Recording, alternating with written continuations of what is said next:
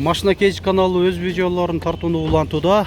Азыр мына байкап турганыңыздардай мен Nexia катар жакка келдим. Ушул унаалар менен кошо Lanos жана Hyundai Avante бирлерди, экилерди тарткан аракет жасайын. Бүгүн 28 март 2021 жыл. Аба ырайы ушундай жаан чачын эртемен катуу жаап, азыр бир аз токтоп калган мезгили. Мо Nexia 1ден баштай берели. Объему 1.5, гидравлика бар, кондиционер жок экен. 2003 тез арада сатылуусу зарыл экен, 125 000 сом.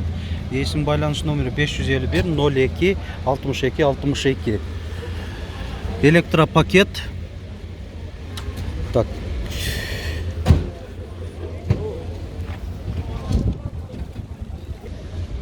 Nexia 2 2013 жылы чыгарылган, объему 1.5, 270 000 сом. Төртөңгүлө тең жайкы, мына сууда тургандыгына байланыштуу жаныбар тарта албай атам, турат ушуну менен кабыл алыңыздар. Эсим байланыш номери 772 50 01 27. Nexia 1 туманниктер бар, 2004, объему 1.5, 140 000 сомдо отат. Дөңгөлөктөрү жайкы, арканкылары кышкы экен, алдыңкылары жайкы. Электропакет, кондиционер, гидравлика да бар анда. Пробегин деле айта кете берели. 283 000 экен, 140 000 кеми бар деп атасың да? Болду. Кайсы сеники? Мынабы? Болду. Сен реклама кылгандын аркасынан сатып элем да. Мынакей угуп атасыздар. Мен реклама кылгандан кийин сатып берет элем дегенде жакшы сөздөрүн айтып атат. Мо Nexia 1. Бул жакта мынакей кондиционер бар, мына кондиционер насос турат, гидравлика бар, кыймылдаткыч көлөмү 1.6. 2008 эсим байланыш номери 550 31 10 09. Электропакет, пробеги 79 900. Пробег өтө эле аз го. 80ге да жете эле экен, 80 000ге да. 79 500 канча дагы көрсөтүп турат. Баасын канча деп атасың эми? 170 000 сом. Айтылышкана баасы кем болот, а? Жакшы, болду. Nexia 2 2012, объему 1.5, 180 000 сом. Эң жөнөкөй эле комплектацияда мына.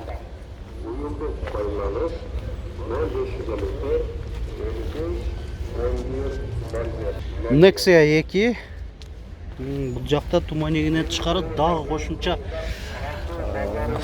ошо туманниктери же дневной ходовойлору коюлган экен. 2010, объему 1.5. Так, бул дагы эң жөнөкөй эле комплектация экен. 200 000 сом деп атат.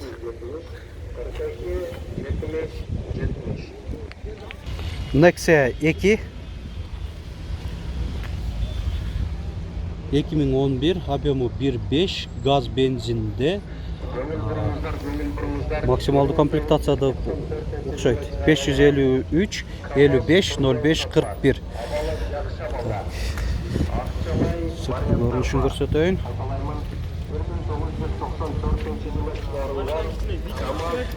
Электропакет, кондиционер, гидравлика бар экен, жакшы. 220 000 сом деп атат.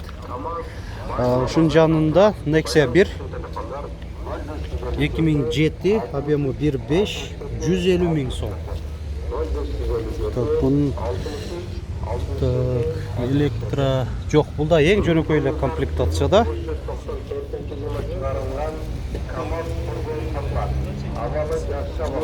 Nexia 2 2010, объему 1.5, 160 000 сом. Так, гидравлика барбы же жокпу? простой екен. Ең жөнөкөй эле комплектация.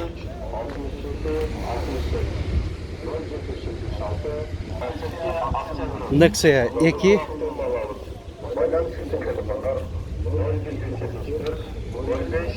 2012 объему 1.5 200 000 сом. Алдыңкы айнектери самодельный электро көтөргүчтө коюлган. Кондиционер жок, гидравлика бар болсо.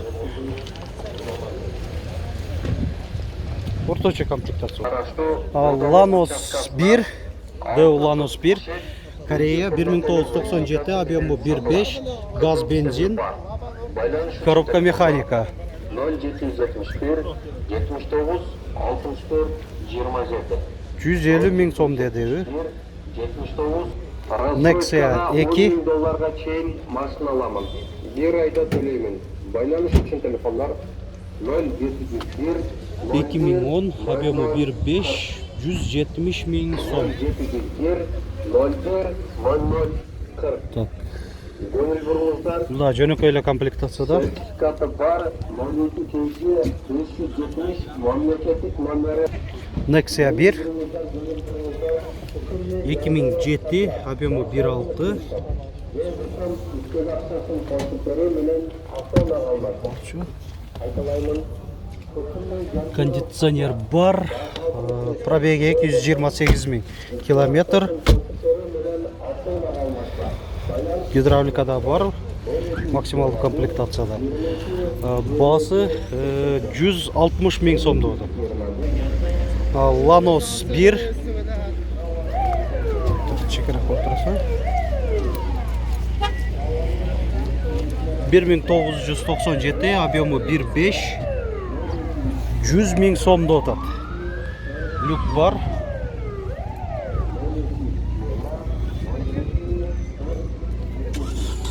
Nexia 2 2011, объему 1.6, 180 000 сом. Электропакет. Кондиционер барбы? Жок экен, а? Гидравлика барбы? Бар экен.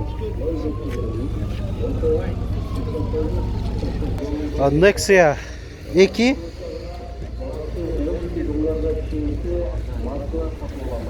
2010, объему 1.6, 160 000 сом. Электропакет бар, азыр көрүп атабыз. Дагы кондиционер жок. Гидравлика барбы машинада? Бар экен. Электропакет. Жакшы. Дөңгөлөктөрү кышкы, протекторлору жакшы экен. Так, бул жакта да бир Lanos'tu көрүп атам, ушуну көрсөтөйлү.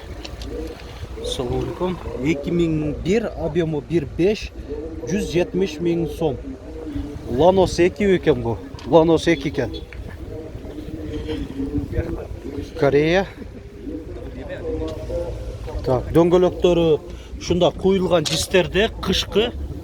Салон бир кыскача көрсөтүп коеюн. 4 айнектен электро көтөрүштө, блокировкалар менен электро күскү бар, кондиционер бар, пробеги 210 641 километрди көрсөтүп атат. Жакшы. Nexia 1 кондиционер бар, гидравлика жок, кыймылдаткычтын көлөмү 1.5, 2008, объему 1.5 дедик, мынакей телефон номери. Айнек көтөргүчтөрү деле самодельный жасалган экен, да? Алдыңкы айнектери электро көтөргүчтө. Подлокотник бар, кожаный подлокотник дагы атайын жасалган. Ролу өзгөргөн. Chevrolet Spark'тык окшойт. 135 000 деп атаса, 135 000 сом. Дөңгөлөктөрүнө көңүл бурсак, кышкы протекторлору жакшы, төртөө тең окшош экен. Nexia 2 широкий туманниктерде 2010, объему 1.5, 150 000 сом. Көрсөтүп алчы. Электропакет, кондиционер жок, пробеги 203 547 километр көрсөтүп атат. Гидравлика барбы? Бар экен, орточо комплектацияда. Дөңгөлөктөрү ушундай коюлган дистерде. 100 қанша деп тұрды эле? 150 миң, а? Жакшы. Nexia 1 2006, объемы 1.6, 120 миң сом. Кондиционер бар, айнек көтөргүчтөр жөнөкөй айланмада. Nexia 1 2005. Так. Болчу. Кондиционер жок экен, а? Электропакет. 130 миң сом. Кыймылдаткычтын көлөмү 1.6. Гидравлика бар. Nexia 1 2004, объемы 1.6, 150 миң сом. Электропакет, кондиционер, гидравлика. Урматтуу көрүүчүлөр, алдымда Hyundai Avante бирлерден бирөөсү эле чыкты. Алда басы жазылган эмес эле. Ошого маалымат катары көрсөткөн жокмун сиздерге. Андан башка алдыма чыккан жок. Ошого туура түшүнүш менен кабыл алыңыздар. Бул видеодо жок болуп калды.